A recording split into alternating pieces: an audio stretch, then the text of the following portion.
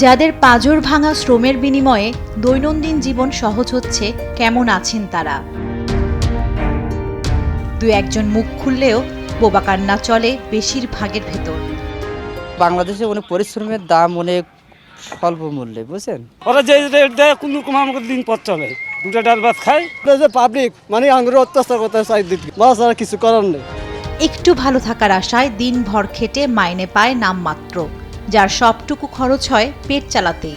অবসর বা আনন্দ তাদের কাছে বিলাসিতা। 500-600 টাকা কাজ করতে সব নিজের খরচাই। তাহলে দেশে গুছামো কি বউ পোলাপান দিয়া কেমন পালমো কোন টাকাটা কি সংসার চলে? এখন তো সব জিনিসেরই দাম।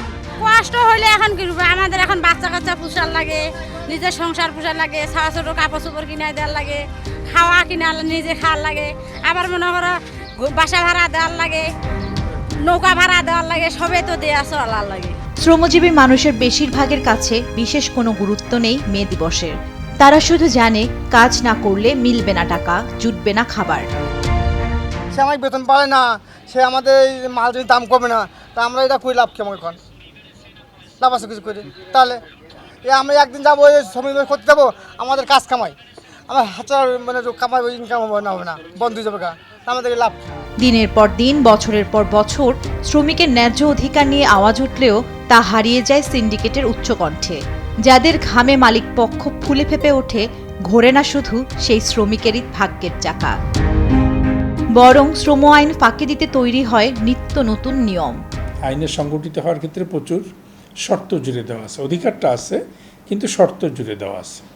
তো এই শর্তগুলো যদি আপনার শিথিল না করা হয়, তারা যদি সংগঠিত না হয়, তাহলে কিন্তু তাদের পক্ষে আপনার এই আইনটার সুবিধাটা নেওয়া সম্ভব না। এবং অন্যরা যারা আইনের বাস্তবায়নের জন্য দায়িত্বপ্রাপ্ত বা আইনটা নিশ্চিত করার জন্য যিনি দায়িত্বপ্রাপ্ত মালিকরা, তারাও খুব বেশি সচেতন হবে না যদি চাপটা না থাকে। প্রতি বছর পহেলা মে ঘটা করে আন্তর্জাতিক শ্রমিক দিবস পালন করা হলেও বন্ধ হয়নি বলপূর্বক শ্রম, বাড়তি কর্মঘণ্টা, শিশুদের ঝুঁকিপূর্ণ শ্রমের নিয়োগ সহ নিষিদ্ধ বিভিন্ন কাজও। মাথার ঘাম পায়ে ফেলে খেটে খাওয়া এই মানুষদের চাহিদা কিন্তু তেমন না। ন্যায্য বেতন এবং পর্যাপ্ত সুযোগ সুবিধা পেলে পরিবার নিয়ে হেসে খেলে অনায়াসে জীবন কাটাতে পারেন তারা। মালিক শ্রমিক বৈষম্য কাটিয়ে শ্রমিক বাঁচুক নিরাপত্তা, মর্যাদা এবং ন্যায্যতার সাথে। জান্নাতুল মোহনা, দেশ টিভি, ঢাকা।